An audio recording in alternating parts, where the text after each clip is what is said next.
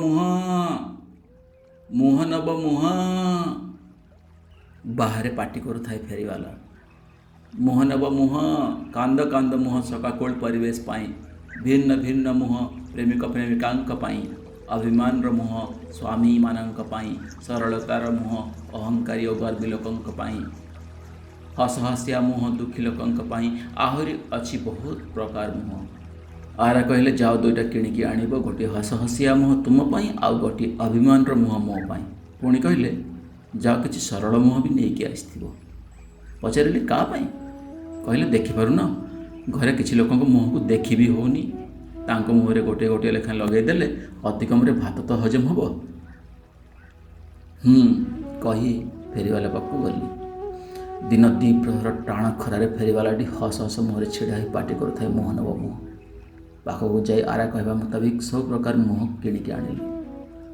ଫେରିଲା ବେଳେ ତା ଆଡ଼କୁ ଓଲଟିକି ଟିକେ ଚାହିଁଲି। ପଚାରିଲି ଏତେ ଖରାରେ କ'ଣ କଷ୍ଟ ହେଉନି ତୁମକୁ ଭାଇ? ସନ୍ଧ୍ୟା ସମୟରେ ବୁଲିକି ବିକ୍ରି କରିପାରନ୍ତ। ନିଜ ହସ ମୁହଁଟା ଖୋଲି ପେଡ଼ିରେ ପୁରେଇଲା। ଏବେ ପଢ଼ିପାରିଲି ତା ମୁହଁରେ ଥିବା ଯନ୍ତ୍ରଣା। କହିଲା ବାବୁ, ଏମିତି ତ ଆଜିକାଲି ସମସ୍ତଙ୍କ ପାଖରେ ବିଭିନ୍ନ ପ୍ରକାର ମୁହଁ ଅଛି। ଲୋକଙ୍କୁ ଚିହ୍ନିବା କଷ୍ଟ ହୋଇଗଲାଣି। ଲୋକେ ଗୀତା ଭାଗବତ ପଢ଼ି ଉପଦେଶ ଦେଉଛନ୍ତି ସମସ୍ତଙ୍କୁ, କିନ୍ତୁ ନିଜ ଜୀବନରେ ଧୃତରାଷ୍ଟ୍ର ଓ ଗାନ୍ଧାରୀଙ୍କ ଭଳି ଆଖିରେ ପୁଟୁଳି ବାନ୍ଧିଛନ୍ତି। ଯଦି କେହି ସଞ୍ଜୟଙ୍କ ଭଳି ସତ କଥା କୁହେ ତେବେ ତାକୁ ଘୃଣା କରିବେ।